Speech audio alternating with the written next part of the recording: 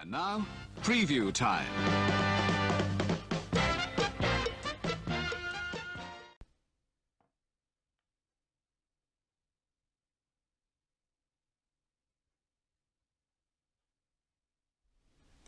So successful, in fact, that whilst it was making profit, it did still take a few years for it to pay off its debts. But in the 1890s, an extension was authorised to make it even bigger.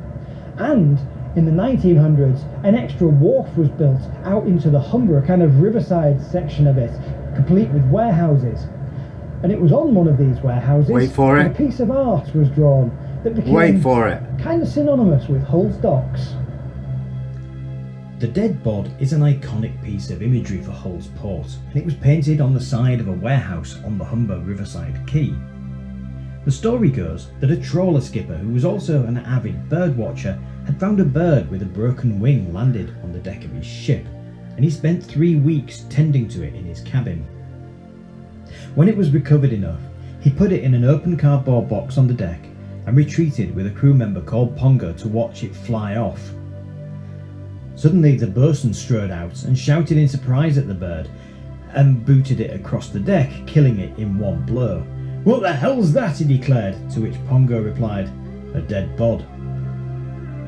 After a late night drinking session back on shore, according to the story, Pongo, who had been with the skipper watching the bird, painted the now legendary artwork on the warehouse as a joke. It proved such a popular image that despite numerous attempts to clean it off by the port authorities, it would mysteriously reappear in fresh paint soon after.